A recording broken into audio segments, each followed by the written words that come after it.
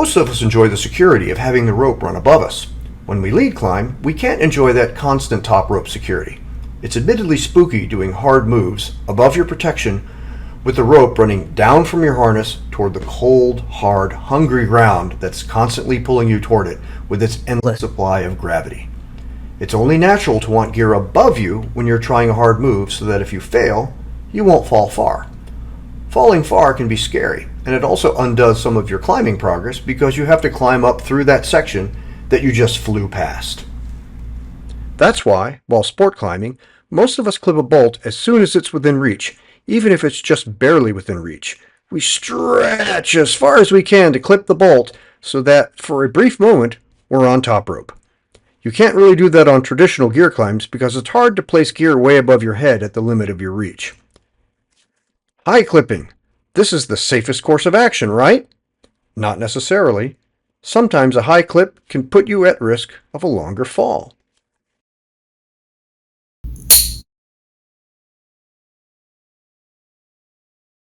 Securing a high clip at the limit of your reach can make you feel more safe and confident, and as long as you actually make the clip, it's fine.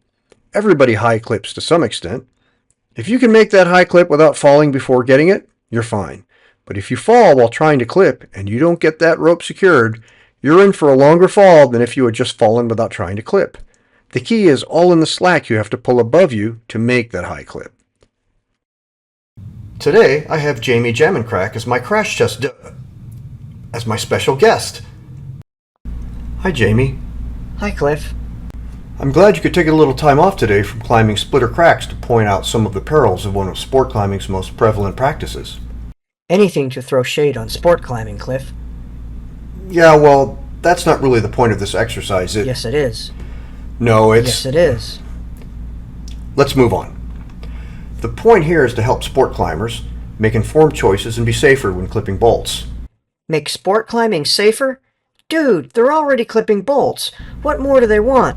Man, if you're not taking 30-foot whippers on 000 TCUs, you aren't living. Actually, if you take a 30-foot whipper on a 000 TCU, you might not be living. Anyway, Jamie is going to demonstrate what happens when you blow that high clip and the resultant fall that comes from it. For measurement purposes, we'll use my length of pull, borrowing a shotgun term here, to measure the slack I pull out with a fully extended arm. I'm about the average height for a human male. 2 billion men in Asia factor into that world average. True, I'm shorter than the average Western male, but I'm a good compromise when we factor in the length of pull for both men and women. But I'm taller than you. Let's not go that far. I am. If you say so. I am. You're a frickin' cartoon. You're measured in pixels. What was that? Nothing. Nothing. We're all good. Let's get on with the measurements, shall we? My length of pull is about 42 inches, 3.5 feet. That makes our math easy, as you'll see. My length of pull is longer. Not for the purposes of this demo. I have a +3 ape index. Good for you. I'm -2. Ha ha. Whatever. Okay, Jamie, get on the wall. Now, Jamie gets to a point where she wants to clip the bolt at her reach. She pulls out slack to her reach, which is 3.5 feet above her head. My reach is longer. For this demo, it's 3.5 feet. No, it's longer because I'm taller than you.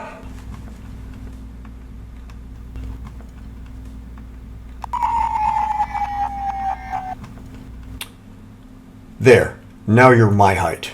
I hate you. I'm sure you do. You have a god complex. No, I'm hosting a video. Please continue with the demo. Jamie climbs above her last clipped bolt. She can reach the next bolt above her head. Say she falls from that point without trying to clip the bolt above. Notice the length of fall.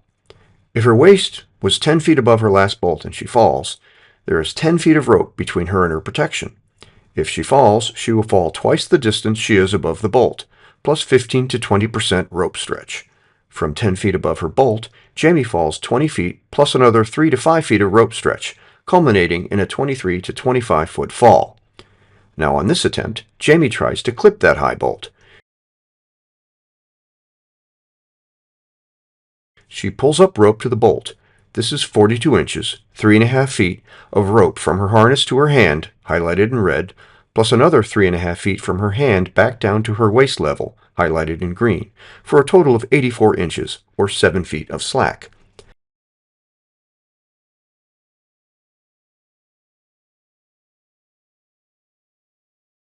Add this to the 10 feet of distance between the last clip bolt and her harness.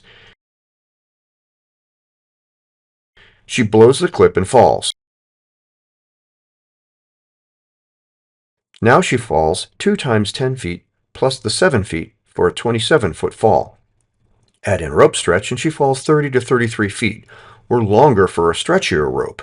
That's 7 to 10 feet longer. This could be problematic if she's only 30 feet above the ground. Consider these dynamics for long reaches when clipping a bolt out to the side.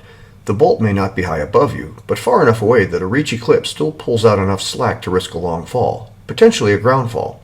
Here, my friend Mariam reaches up and to the side to make a clip, but she's low enough to the ground that missing the clip results in a ground fall. Not a hard one, mind you. One final factor that we didn't plug into our simple math. Your belayer is giving you slack so you can clip the bolt.